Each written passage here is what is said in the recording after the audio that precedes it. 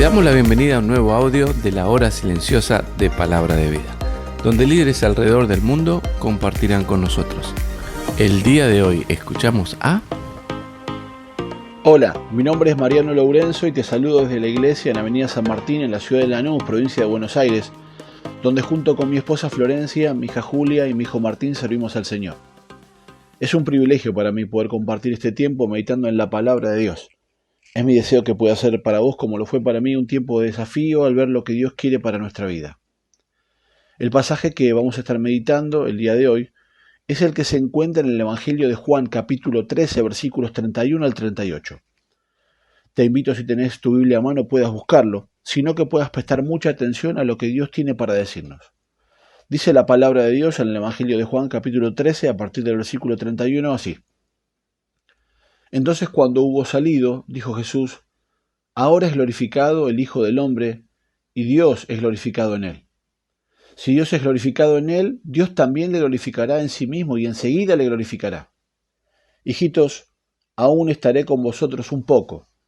Me buscaréis, pero como dije a los judíos, así os digo ahora a vosotros: a donde yo voy, vosotros no podéis ir. Un mandamiento nuevo os doy, que os améis unos a otros, como yo os he amado, que también os améis unos a otros. En esto conocerán todos que sois mis discípulos, si tuvierais amor los unos con los otros. Le dijo Simón Pedro: Señor, ¿a dónde vas? Jesús le respondió: a donde yo voy, no me podés seguir ahora, mas me seguirás después. Le dijo Pedro: Señor, ¿por qué no te puedo seguir ahora? Mi vida pondré por ti. Jesús le respondió: ¿tu vida pondrás por mí? De cierto te digo, no cantará el gallo sin que me hayas negado 3 veces. Esta es una sección muy particular del Nuevo Testamento. Los evangelios, tanto Mateo como Marcos, Lucas y Juan, nos dan la historia de la vida de nuestro Señor, desde su nacimiento hasta su ascensión y coronación a la diestra del Padre. Y por eso la mayoría de los textos de Mateo, Marcos, Lucas y Juan son textos narrativos. Y también en medio de estos textos narrativos, es decir, en los que hay un narrador, en este caso es Juan, que cuenta la historia, aparecen algunos sermones que Jesús predicó, por supuesto. Ahora, cuando llegamos a esta sección de Juan, desde el capítulo 13 al 17, nos encontramos con un pasaje que es único, porque toda la extensión de esta sección del Evangelio de Juan, toda, tiene lugar en una noche. Es el jueves a la noche de la semana de la pasión de nuestro Señor Jesús. Es la noche en la que Jesús se reunió con sus discípulos y celebró la Pascua con ellos, y luego de una manera hermosa transformó esa Pascua judía en lo que hoy nosotros conocemos como la Cena del Señor. Es la noche en la que Judas lo traicionó y en la que él fue al huerto de Getsemaní a orar y fue arrestado y llevado para dar lugar a esos juicios arreglados que solo buscaban condenarle a muerte. Es la noche antes de ser crucificado. ¿Sentís conmigo la importancia de esta noche? Lo particular de esta sección, que va del capítulo 13 al 17 de Juan, es que es el legado de Jesús a los suyos. No solo a los apóstoles, los verdaderos creyentes que lo rodeaban esa tarde en el aposento alto, sino a todos los que íbamos a creer después de ellos, a todos nosotros, los creyentes de todos los tiempos. Y sabemos esto porque lo que les prometió y les mandó a ellos desde el capítulo 13 al 16, después él ora en el capítulo 17 y extiende esa oración a todos los que íbamos a creer. Así que lo que él les dio a ellos esa tarde-noche en el aposento alto, nos lo dio a nosotros y a todo creyente antes y después de nosotros. Este es el legado de Jesús, es su voluntad final para los suyos. Ahora yo quisiera centrar mi atención en los versículos 34 y 35 y en 3 conceptos que son tremendamente relevantes y que tienen por objetivo cambiar la manera en la que vivimos y modelar las relaciones interpersonales, sobre todo con nuestros hermanos. Mira, en primer lugar, veo ahí en el versículo 34 el mandamiento de amar. Dice: un mandamiento nuevo os doy, que os améis unos a otros. Amar a nuestros hermanos es un mandamiento. El amor no es una emoción o un sentimiento, es más bien un deseo creciente de obedecer a Dios, buscando bendecir de manera práctica la vida de los seguidores de Cristo, buscando siempre el bien para mis hermanos. Este amor puede ser y será puesto a prueba y hasta lastimado por diferencias y conflictos, pero esto no es una excusa para darse por vencido y dejarse llevar por la indiferencia y el rencor. Si es un mandamiento, lógicamente, eso significa que no siempre nos sentiremos con ganas de amar a los hermanos.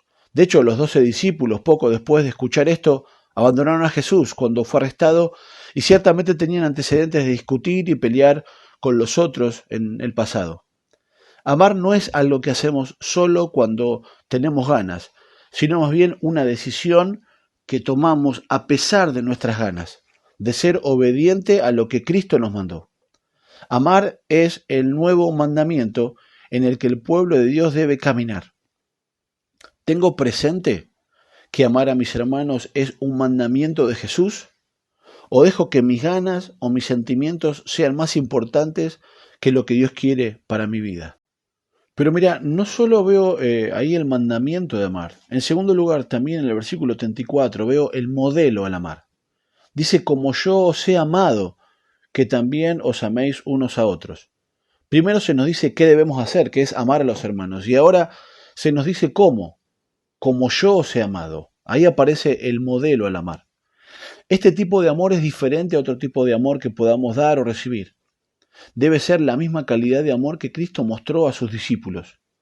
La palabra griega que es traducida en tu Biblia como amor es ágape o agapao. Probablemente ya hayas escuchado a alguien hablando sobre el amor ágape, porque hay varias palabras en griego que se traducen como amor en la Biblia. Tenés fileo, eros y ágape. Fileo describe el amor que se tienen los amigos, por ejemplo. Eros se refiere al amor sexual o erótico, pero ágape es diferente. Este amor es diferente y hace referencia a un tipo de amor que carece de egoísmo. Es un amor que procede de un corazón que se preocupa y está interesado en el otro. Ese es el amor de Jesús, ¿no es cierto? Un amor que pone a los otros en primer lugar, un amor que deja de lado sus derechos y privilegios. Qué interesante es poder ver este modelo al amar, como yo os he amado. ¿Cuánto amó Cristo a sus discípulos? A lo largo de su ministerio con ellos, Él mostró paciencia, fidelidad y amor sacrificial. Jesús les enseñó, pasó tiempo con ellos y soportó sus errores y fallas con gracia y misericordia. Este es el tipo de amor que Jesús nos manda a tener con nuestros hermanos. Por un lado es algo que parece ser fácil de entender, pero por otro lado pensar en que nosotros tenemos que amar así a nuestros hermanos es totalmente abrumador.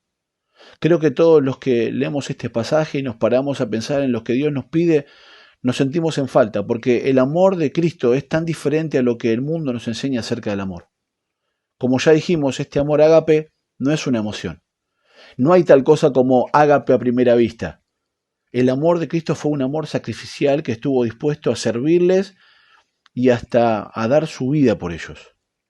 Y yo me hago la pregunta, ¿no? ¿Es mi amor por mis hermanos un amor desinteresado? ¿Un amor sacrificial que pone a los otros primero? Por último, en tercer lugar y ya para terminar, vemos no solo el mandamiento de amar, el modelo al amar, sino también en el versículo 35 el mensaje al amar. Dice el versículo 35, en esto conocerán todos que sois mis discípulos, si tuvierais amor los unos con los otros. Al amarnos así como Cristo nos amó, hay un mensaje inequívoco que es dado, y es más claro y convincente que cualquier sermón que podamos predicar. El hecho de que sos un discípulo de Jesucristo va a ser demostrado por tu amor. Lo que Jesús enseñó acá en Juan 13 fue algo a lo que el apóstol Juan quedó muy aferrado. De hecho, en 1 Juan capítulo 2, versículo 7 al 10, el apóstol esencialmente repite lo que Jesús dijo acá en Juan 13. Y dice ahí en 1 Juan 2, 7, hermanos, no os escribo mandamiento nuevo, sino el mandamiento antiguo que habéis tenido desde el principio.